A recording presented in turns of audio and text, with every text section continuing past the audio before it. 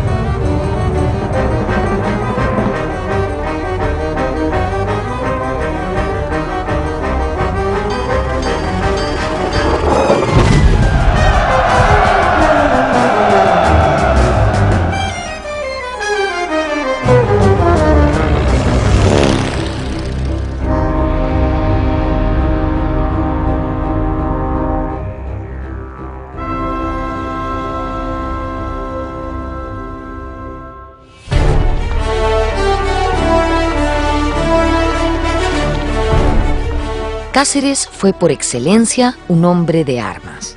Si Grau es nuestro gran héroe naval, Cáceres es el gran militar de tierra, el que ganó sus ascensos a pulso en el campo de batalla. Si bien nuestros héroes de la guerra con Chile son admirables, muchos de ellos pelearon sabiendo tal vez que estaban destinados al sacrificio. El caso de Cáceres es distinto. Él siempre creyó en la victoria, en el triunfo. Esta es su historia.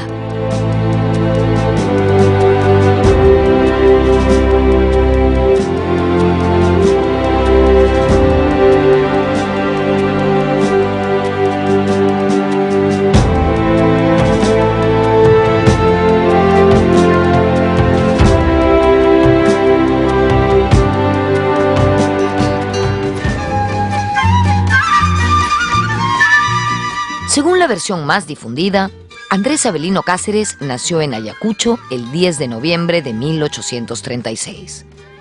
Sus padres eran propietarios de grandes haciendas.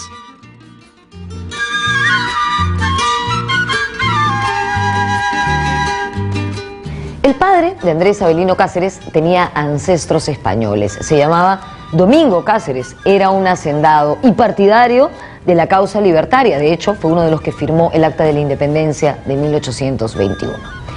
Su madre fue la matrona ayacuchana Justa Dorregaray Cueva, vinculada a la legendaria Catalina Huanca y a la estirpe de los caciques Apo Alaya. En su infancia, en su casona ayacuchana y en las haciendas de su padre, Andrés Avelino Cáceres pudo establecer contacto con indígenas y de ellos aprendió sus costumbres y el quechua.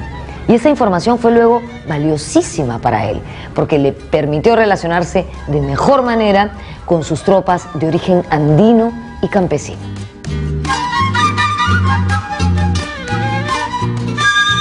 Él es Cáceres Dorregaray. La familia paterna es ayacuchana, pero la madre desciende de la familia Dorregaray de Chupaca.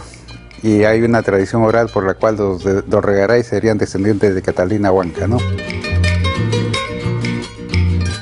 Cáceres siguió estudios escolares y superiores en su natal Ayacucho. En 1854, cuando tenía 17 años, se plegó a la rebelión que Ramón Castilla había encabezado contra el presidente Echenique, quien estaba involucrado en serios casos de corrupción. El joven ayacuchano truncó sus estudios universitarios y se enroló en el ejército de Castilla con el grado de subteniente.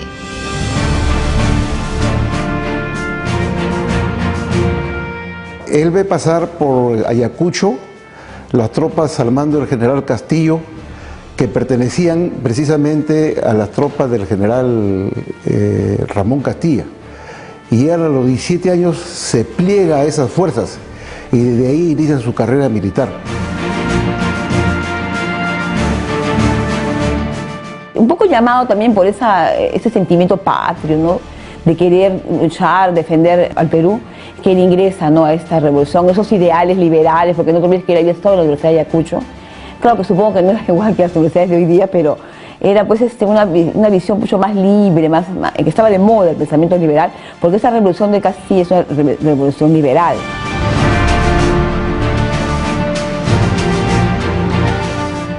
Cáceres reforzó su admiración por Ramón Castilla cuando éste decretó la abolición del tributo indígena y la esclavitud. La firma de estos importantes decretos se produjo en Huancayo, en casa de la señora Bernarda Piélago, tía de Cáceres.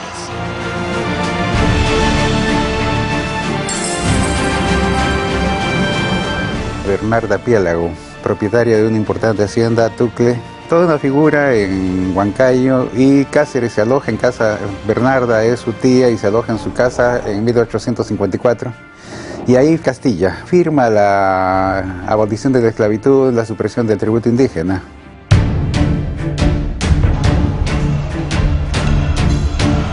En enero de 1855, Cáceres participó en Lima en la batalla de La Palma, decisiva victoria de Castilla sobre Echenique. Se inició así el segundo gobierno del caudillo tarapaqueño, quien estableció una constitución de carácter liberal. Andrés Avelino Cáceres fue un leal y valiente partidario de Ramón Castilla y como tal lo acompañó en varias campañas militares que Castilla comandó. De hecho, Cáceres era capitán cuando le tocó defender a Castilla del ataque de Manuel Ignacio de Vivanco, que se rebelaba contra el entonces presidente. En la toma y asalto de Arequipa, reducto de Vivanco, ocurrida en 1858, Cáceres fue herido en la cara. Se recuperó rápidamente y regresó al ejército, pero claro, con una cicatriz que le cruzaba el párpado izquierdo y por la cual se ganó el apodo de El Tuerto Cáceres. La parte más interesante es en Arequipa, cuando él casi cae herido de muerte. Y el mariscal Castilla tiene unas palabras premonitorias sobre él, ¿no? Y le dice: herida grave, muy grave, pero no mortal. Está preparado para misiones muy superiores, ¿no? Un pasaje premonitorio del sobreviviente del mariscal, ¿no? En 1859, el gobierno ecuatoriano ofreció territorio peruano a sus acreedores británicos como parte del pago de su deuda externa. Tras fracasar los intentos diplomáticos, el gobierno de Castilla envió una expedición contra el Ecuador. En enero de 1860, el ejército peruano desembarcó en Guayaquil sin encontrar resistencia.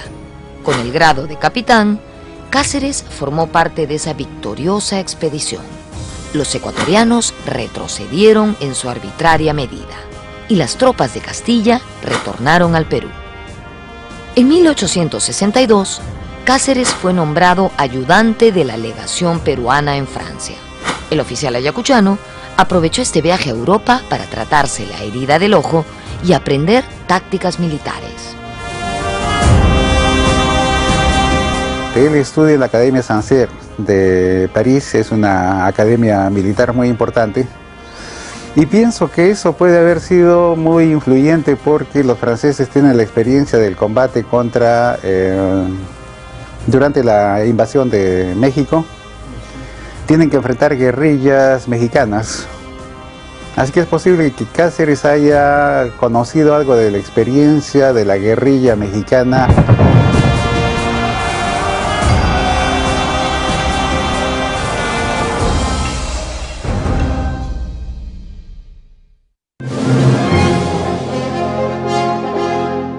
De regreso al Perú, Cáceres participó en la rebelión de Mariano Ignacio Prado contra el gobierno de Pezet. Peset se había mostrado débil ante las ambiciones españolas de apoderarse de nuestras riquezas guaneras. En mérito a su desempeño en esa victoriosa campaña, Cáceres fue ascendido a teniente coronel. Durante el combate del 2 de mayo de 1866 en el Callao, Cáceres prestó servicio en el fuerte Ayacucho, desde donde repelió los fuegos de los buques españoles. Es uno de los raros militares del siglo XIX que hace toda la carrera en armas. Desde la batalla de La Palma hasta el inicio de la guerra con Chile, al que llega con grado de coronel, todos sus ascensos son por acciones de armas, ¿no? Porque hay muchos militares que se convierten en militares a raíz de golpes de Estado, ¿no? Se dan títulos de coroneles, generales directamente sin hacer la carrera.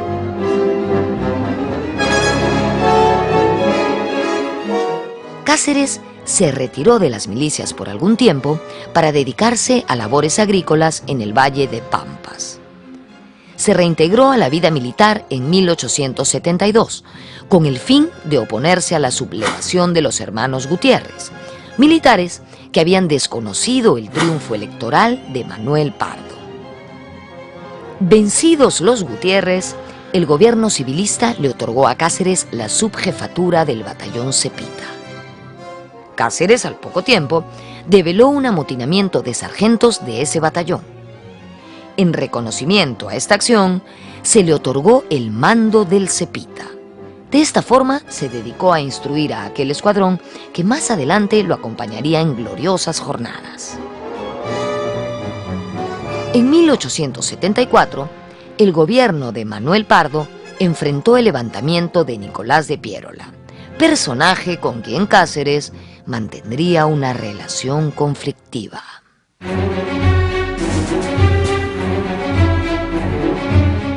Cuando Pardo llega al poder, tiene que enfrentar permanentemente complots militares y uno de los grandes conspiradores es Piérola. Más que adhesión a Pardo, yo diría que Cáceres es un institucionalista y Piérola es el conspirador, entonces están enfrentados, ¿no?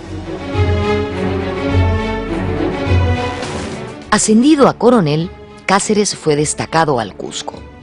En 1876 pidió licencia para viajar a Lima y casarse con su gran amor, Antonia Moreno Leiva.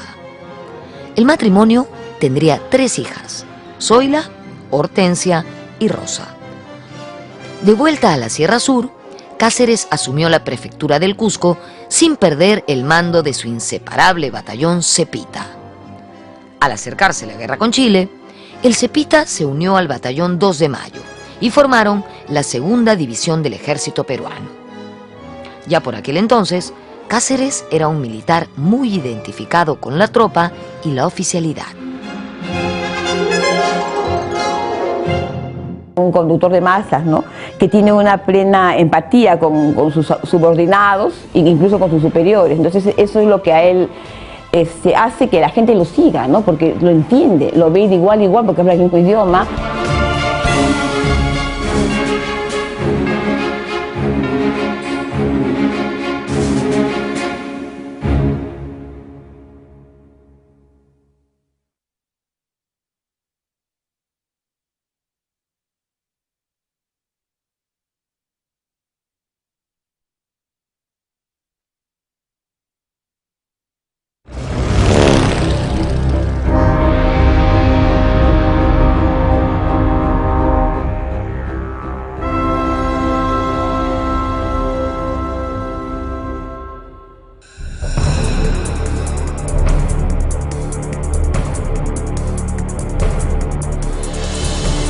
Chile le declaró la guerra al Perú en abril de 1879. En octubre de ese año, Grau ya estaba muerto y el Huáscar capturado. Luego se dio inicio a la invasión chilena.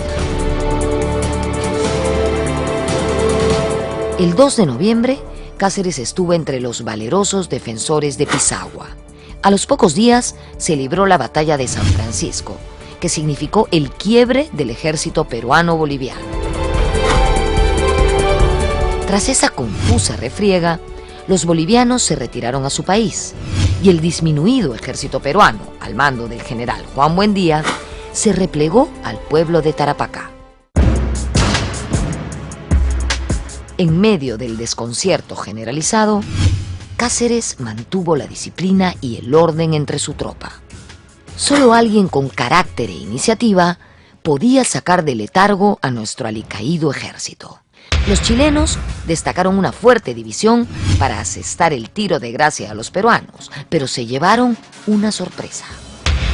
El 27 de noviembre de 1879 se libró la encarnizada batalla de Tarapacá.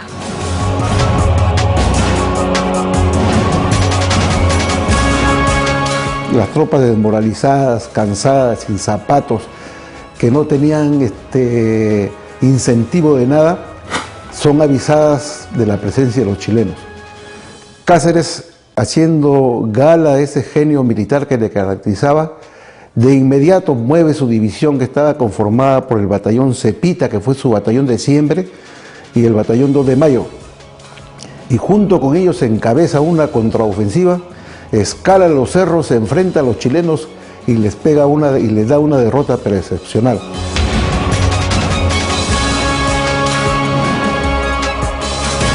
La victoria de Tarapacá salvó el orgullo nacional. Los chilenos dejaron centenares de muertos y heridos en el campo de batalla. Sin embargo, este triunfo no pudo cambiar el curso de la campaña. El ejército peruano tuvo que enterrar los cañones capturados al enemigo y seguir su penosa retirada hacia Arica. En Tarapacá, Andrés Avelino Cáceres vio morir en batalla a su hermano, el teniente Juan Cáceres. En mayo de 1880, los chilenos avanzaron sobre Tacna, donde acantonaba un renovado ejército aliado al mando del presidente boliviano Narciso Campero. En la decisiva batalla de Tacna, Cáceres, al mando del Cepita, cargó a la bayoneta contra las líneas enemigas. La superioridad numérica y de armamento inclinó la balanza a favor de los chilenos. Cáceres perdió 2 caballos en la lucha y el Cepita fue reducido a menos de un centenar de hombres. La actuación de Cáceres es notable. Él recorre todo el frente de batalla, anima a las tropas, combate, se repliega, vuelve a atacar, hasta que no le dan más las fuerzas y cae, pues todas las tropas cayeron derrotadas.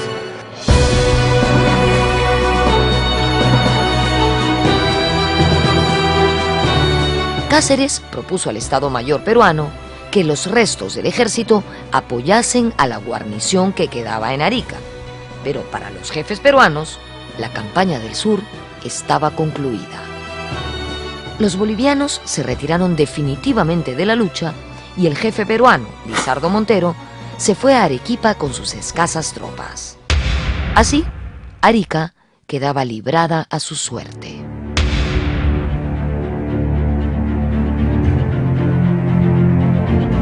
Cáceres se dirigió a Lima, ofreciendo sus servicios al dictador Nicolás de Piérola. Frente a la casi inexistencia de un ejército profesional, Piérola organizó una milicia formada por vecinos de Lima y reclutas del interior del país. Se establecieron 2 líneas defensivas que resultaron desastrosas. El dictador desoyó los consejos de los experimentados jefes militares como Cáceres. Piérola no era militar, ¿no? Era civil que improvisa una defensa en Lima. Una defensa que salía de todos los cánones militares. Y el pecado mayor que tiene es de retirar a los oficiales de carrera y colocar en su lugar a personal civil con grados militares. Hay 2 iniciativas de Cáceres que pudieron cambiar el curso de la guerra que no fueron aceptadas por Piérola. Primero, movilizar un cuerpo de ejército por Huachipa y Pamplona para rodear al ejército chileno y atacarlo desde atrás. Eso era posible. No fue aceptado por Piérola. El 13 de enero de 1881 se libró la batalla de San Juan. La línea peruana fue sobrepasada. Tras el inicial repliegue peruano, Cáceres, al mando de su división, pretendió contraatacar, pero no tuvo los suficientes refuerzos. Los chilenos tomaron el Morro Solar e incendiaron Chorrillos. Dueños de la situación, numerosos soldados enemigos se embriagaron y se pelearon entre ellos. Observando la humareda, Cáceres intuyó esta situación y quiso realizar un ataque nocturno sorpresa. Cáceres, viendo el incendio de Chorrillos, el saqueo, calcula correctamente que el ejército chileno se ha dedicado al pillaje y que están borrachos. Pide un cuerpo de 2.500 personas para atacar en ese momento. Podía haber cambiado el curso de la guerra.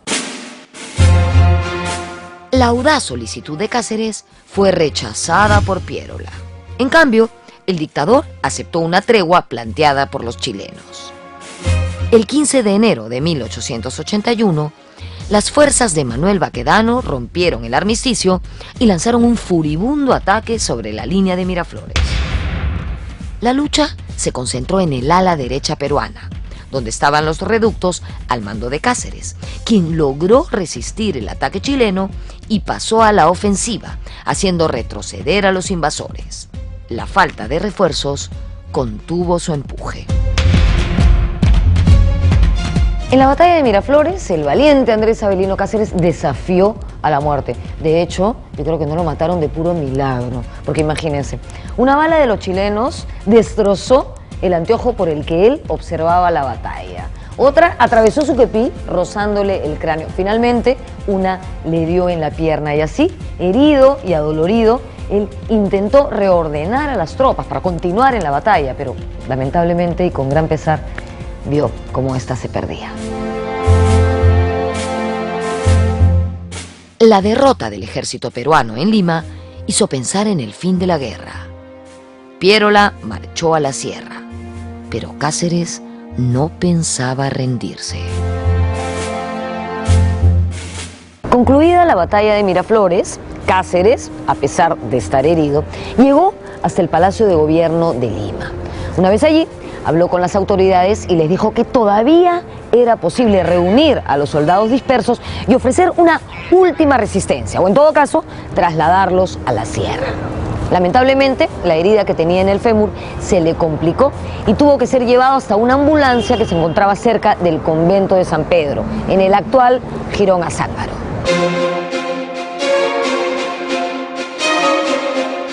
Una vez ocupada Lima, el 17 de enero de 1881, los chilenos se dedicaron a buscar afanosamente a Cáceres. Ya se imaginarán, evidentemente se la tenían jurada porque Cáceres los había vencido en Tarapacá y les había dado dura pelea en Lima y en Tacna.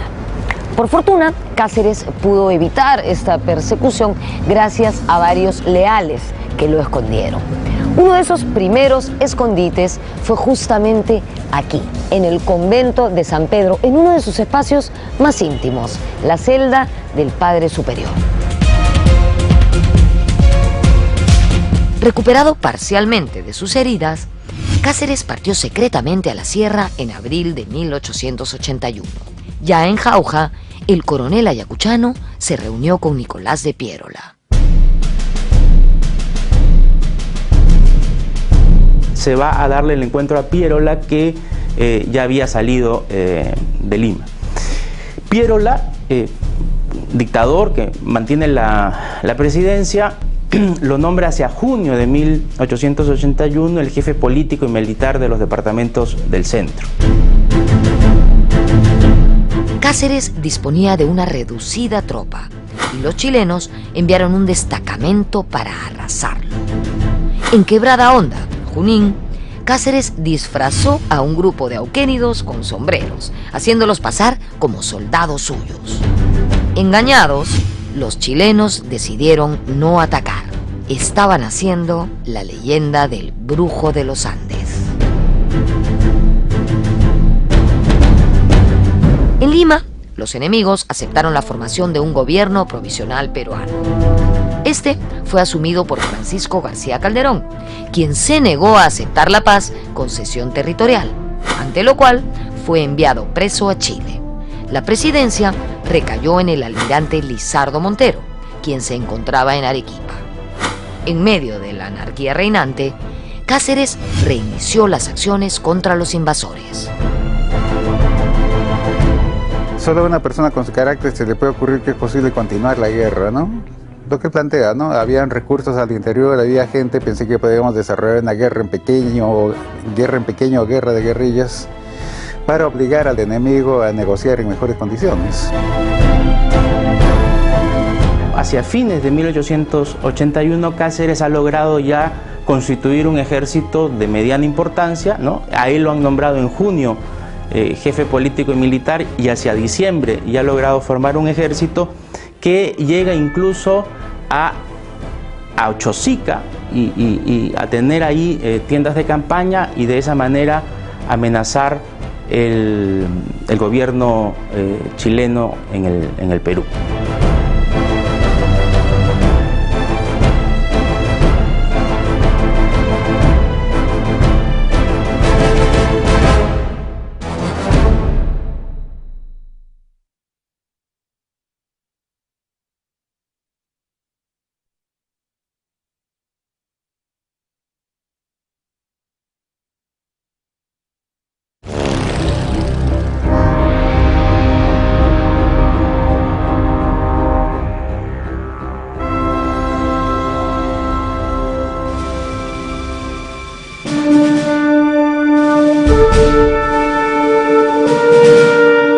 La fortaleza física de Cáceres soportaba las peores privaciones y las incesantes marchas a través de vastas cordilleras, desiertos, quebradas y barrancos. El guerrero ayacuchano conocía bien el idioma indígena y con él inspiraba coraje y devoción a los soldados quechuas que lo acompañaban. Antes seguramente la gente de la sierra también todos hablaban quechua. Yo me acuerdo que en el Cusco quienes mejor hablaban eran los hacendados. Los hacendados hablaban muy bien quechua, en este caso Cáceres sí. Y por eso también es la cercanía que tiene todo el ejército con él, que lo llamaban Taita. Taita, ¿no? Taita Cáceres. Desde Lima, mucha gente se las ingeniaba para colaborar con las tropas de Cáceres. Ese era el caso de su propia esposa. En una ocasión, burlando la vigilancia chilena, Antonia Moreno envió un pequeño cañón al ejército de la resistencia. Y no saben cómo transportarlo, y entonces fingen un entierro, un sepelio, y en el ataúd esconden un cañón y lo sacan con toda esa costumbre, pues, ¿no?, de arrastrar a caballos el ataúd, y lleva siempre un séquito, un cortejo acompañando al cadáver, y lo sacan por el cementerio, el presbítero maestro, y por ahí los llevan a la Sierra Central del Cañón para poder salvar, pues, la vigilancia chilena. Antonia Moreno y sus 3 hijas lograron escapar de Lima para reunirse con el caudillo. Salieron acompañadas por uno de los leales ayudantes de Cáceres, disfrazado de carretero. Antonia Moreno se convirtió así en el símbolo de la mujer peruana aguerrida y valerosa. La buscaron, ella ha escapado hasta subiéndose al techo de su casa, cuando intentaron tomarla prisionera, y después sale. Para salir de Lima también es una epopeya, tiene que ir en una carreta supongo con ramas de algodón, de lo que hubiera, ¿no? Y se lleva así a sus 3 hijitas.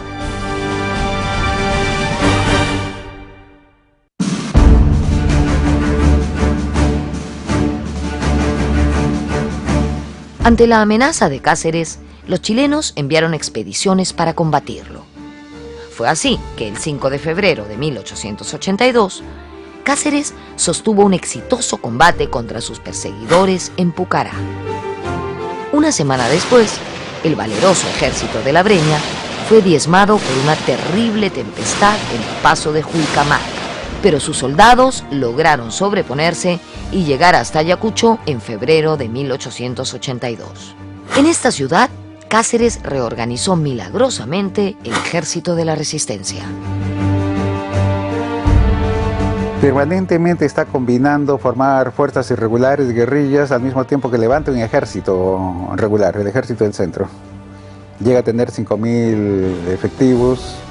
Para movilizar al campesinado indígena, Cáceres tenía una serie de ventajas. Era de la región, hablaba perfectamente el quechua, era el primero en el combate, comía lo mismo que sus soldados. En el ejército de la Breña, las mujeres jugaron un papel muy importante. Fueron las famosas rabonas, que tenían en Antonia Moreno de Cáceres una figura referente. Los ejércitos se movilizan con mujeres, las despectivamente denominadas rabonas, ¿no? Es decir, no existe aparatos de intendencia, logística como en los ejércitos modernos, y por lo tanto es natural que detrás de los soldados vayan sus mujeres, que les preparan la comida, les lavan la ropa, los cuidan cuando están heridos.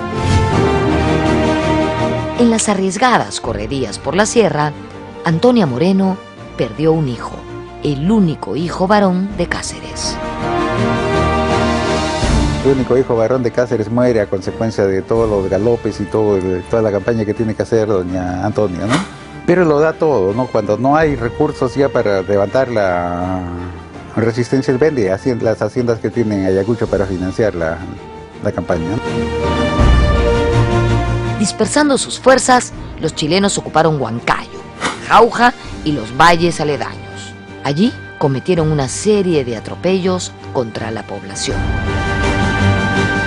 Cuando Chile moviliza sus fuerzas al interior, lo hace con las instrucciones de abastecerse en el terreno, es decir, saqueo y pillaje para abastecerse de recursos. Súmale a eso el racismo del ejército chileno, creado en las guerras de la frontera contra los mapuches, tehuelches, pincunches en Chile. Cometen muchos abusos en la Sierra Central y eso moviliza una tremenda reacción antichilena, un nacionalismo negativo contra el enemigo común.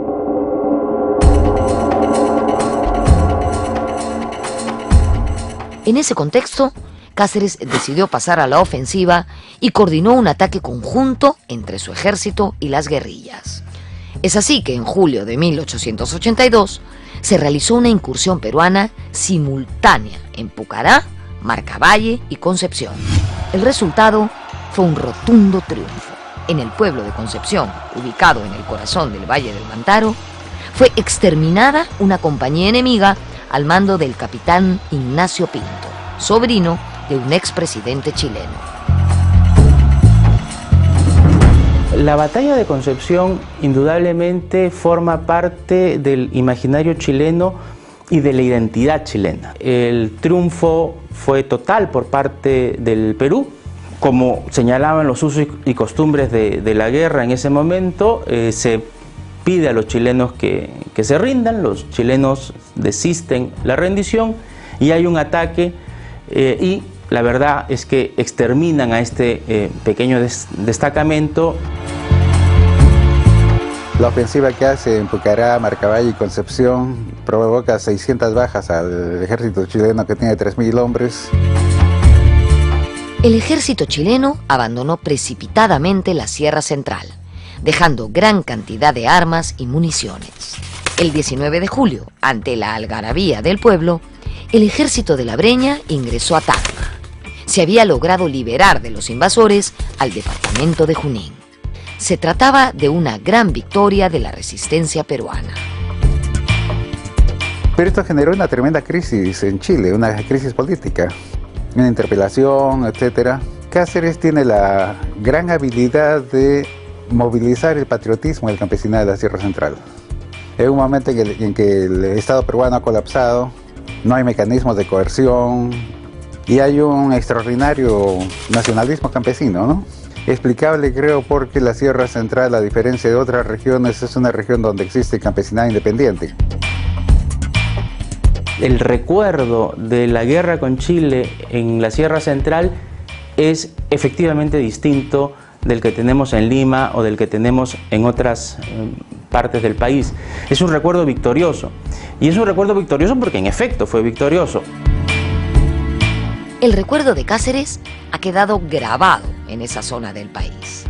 En el Valle del Mantaro se baila hasta hoy la danza Los Abelinos, originaria del distrito de San Jerónimo de Tunán, en Junín. Los pobladores de esa zona integraron el ejército de Cáceres. Los abelinos prácticamente eran los llamados guerrilleros de don Andrés Avelino Cáceres, que se inmersaban en las huestes chilenas con seudónimos propios de ellos, ¿no? Apodos, para así estar en contacto con ellos y ver prácticamente qué tramaban contra Perú los abelinos. Por eso a veces son rotosos, harapientos.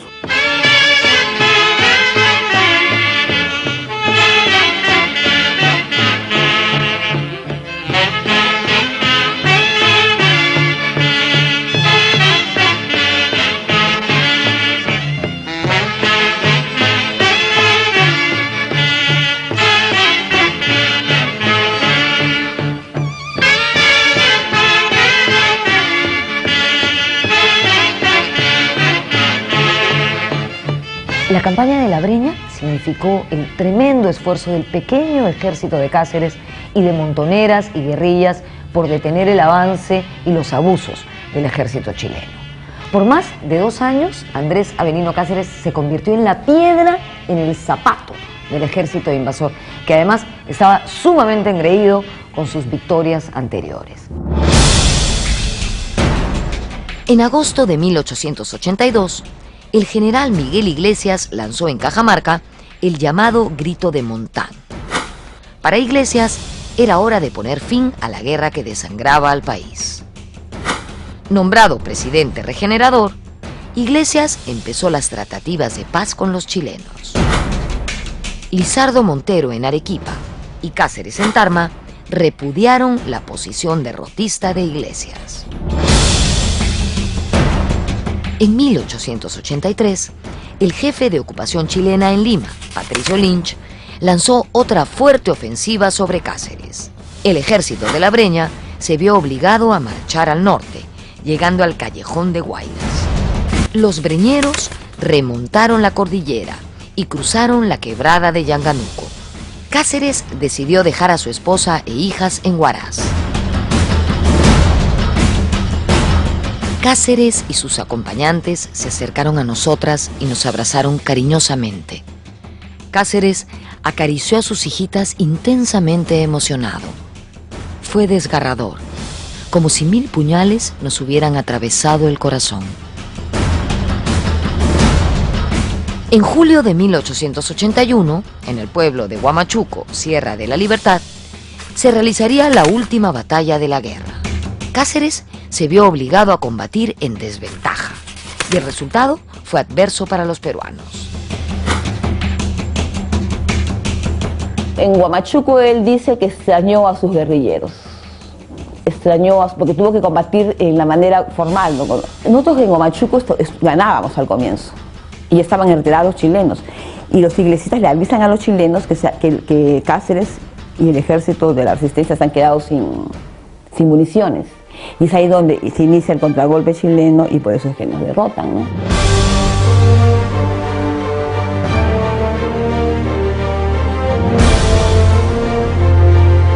Cáceres tiene que combatir contra un ejército chileno guiado por peruanos. Y en sus memorias él cuenta que después de la batalla de Huamachuco, la última gran batalla, el ejército chileno se dedicó los días siguientes a buscar a los heridos y rezagados peruanos para rematarlos. Ahí fue que fue fusilado Leoncio Prado.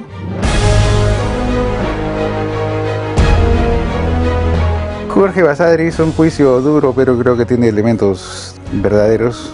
Dice, solo le faltó una cosa a Cáceres para su consagración, que hubiese sido apoteósica, ¿no? Morir en Huamachuco.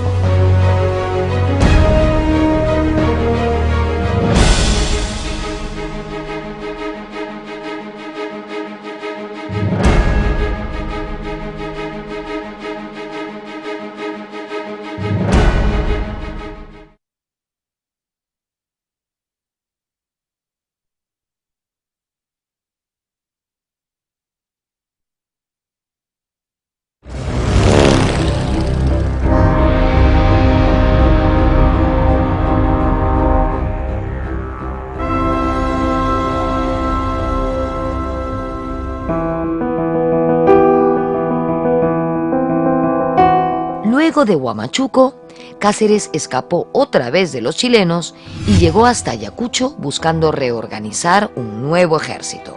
El líder de la Breña escribiría en una carta: me siento aún firmemente resuelto a seguir consagrando mis fuerzas a la defensa nacional, pues el desastre sufrido, lejos de abatir mi espíritu, ha avivado, si cabe, el fuego de mi entusiasmo. Esa terquedad en orden dice es muy andina. Esa es su parte andina, ¿no? Que la aflora él. Pero también ahí aflora esa concepción optimista, pensar que sí va a ganar, ¿no? Pensar que, y él lo dice en su memoria, no importa no ganar, pero al menos conseguir una paz que no sea de rodillas, ¿no? Retirados los chilenos del Perú, Cáceres emprendió una lucha contra el gobierno de Miguel Iglesias. Luego de marchas y contramarchas, en 1885 consiguió derrocarlo. Cáceres quiere seguir luchando en la sierra y se da la curiosa situación que el Perú, luego de terminar una guerra que fue sangrienta, que fue terrible como la Guerra del Pacífico, pasa a una guerra interna, ¿no? De una guerra externa pasamos a una guerra interna, una guerra civil, donde Cáceres parte del principio que se niega al tratado que ha dado esta cesión territorial, pero que también está persiguiendo derrocar a Iglesias para ser el presidente. Hay un cambio muy importante en Cáceres, ¿no? Porque, digamos, el campesinado era imprescindible mientras esta fue una guerra nacional. No podías hacer una guerra con Chile sin el apoyo campesino. Pero para llegar al poder necesitas el apoyo de los terratenientes. ¿Y cuáles son las reivindicaciones básicas de los terratenientes en ese momento? Primero, el desarme de los indígenas y en segundo lugar, recuperación de las haciendas. Convocadas las elecciones, a la cabeza del Partido Constitucional y con el apoyo de los civilistas, Cáceres asumió su primer gobierno desde junio de 1886 hasta 1890. El militar buscó reactivar la economía, promoviendo la inversión extranjera. Es así que llegó al Perú la London Pacific Petroleum Company, que inició la explotación de los yacimientos de La Brea y Pariñas en Paita. Asimismo, se firmó el contrato Grace, por el cual la Peruvian Corporation administraría por 66 años los ferrocarriles peruanos, recibiría 3 millones de toneladas de guano y estaría autorizada para tener libre navegación por el lago Titicaca. A cambio, la Peruvian se comprometió a cancelar totalmente la deuda externa peruana. Terminada la guerra, hay que saldar las deudas. El Perú ya se había declarado en quiebra en 1876 en medio de la crisis mundial. La pérdida de los territorios, el guano, el salitre, etc. Entonces Cáceres decide firmar el contrato Grace, que es el contrato más entreguista del siglo XIX, ¿no? Está abierto al debate si era posible otra alternativa, pero lo cierto es que es un contrato que entregó la economía peruana al capitalismo inglés. Para Jorge Basadre, el país necesitaba vivir por fin en unidad, en paz y en orden después de una pesadilla de 6 años.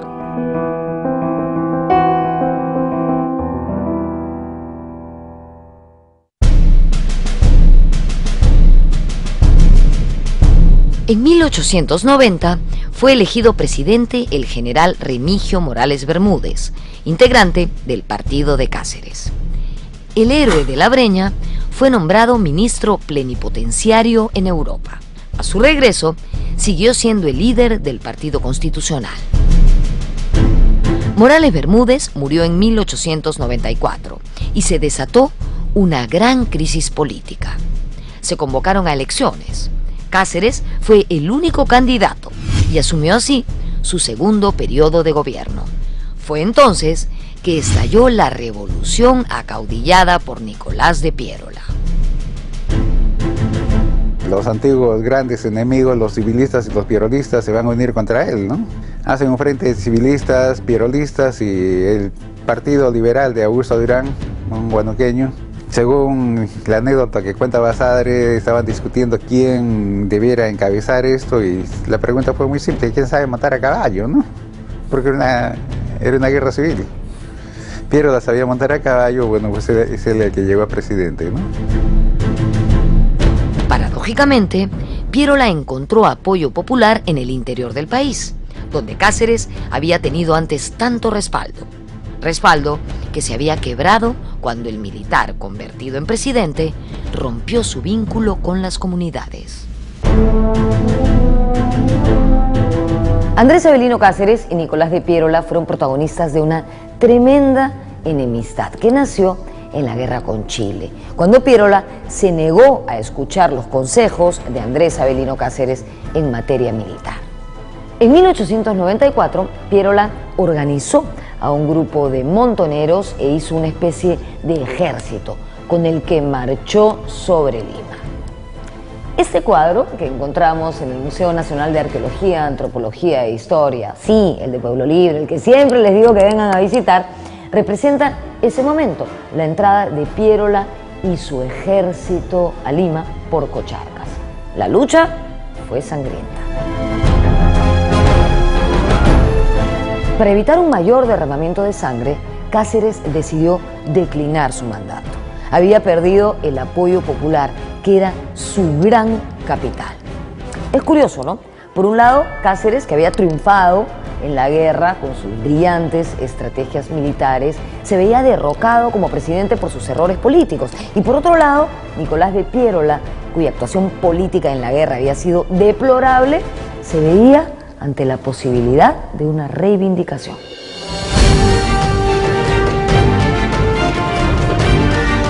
Lejos de la presidencia, Cáceres se desempeñó como diplomático en el extranjero.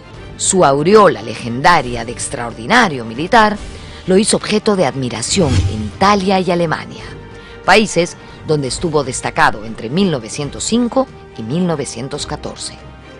Cuando regresó al Perú, siguió participando en la vida política, pero sin afán protagonista.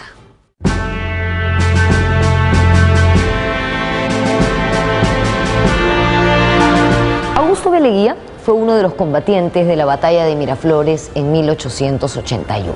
Y allí pudo ver de cerca el enorme valor desplegado por Andrés Avelino Cáceres.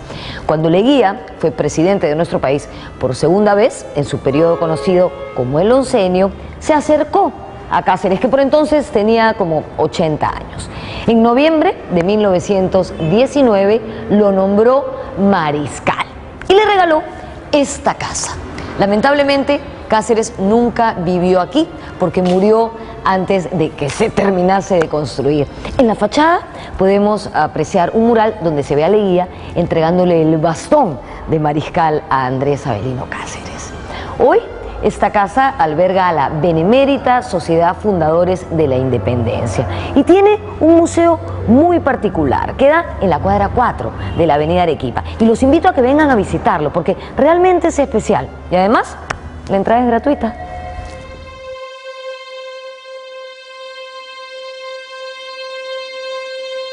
El 10 de octubre de 1923, el mariscal Andrés Avelino Cáceres falleció en su casa de Ancón. Las exequias del guerrero se realizaron en la catedral y el traslado de su féretro al cementerio general de Lima, a la cripta de los héroes, fue multitudinario. Todos querían despedir al imbatible guerrero.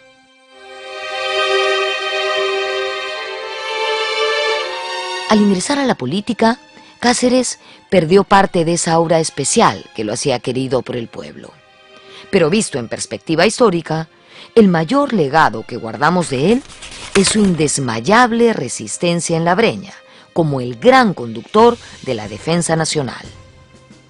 Como dijo él mismo, es necesario oponer al invasor la mayor resistencia posible, tratando de hacer comprender al enemigo que aún después de nuestros desastres, es el Perú bastante terrible para el que pretenda humillarlo.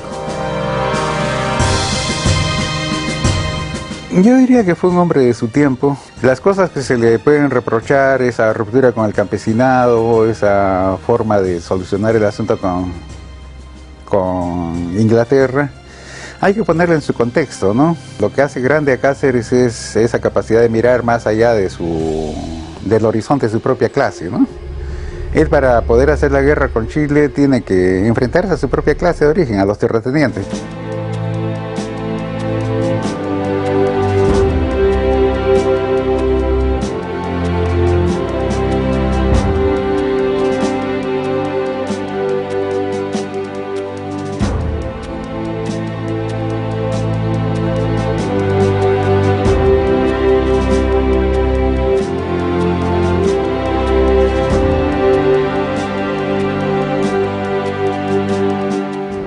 Y así llegamos al final de este programa dedicado a la figura del gran Andrés Avelino Cáceres, un militar de carrera al que la política buscó en su tienda de campaña.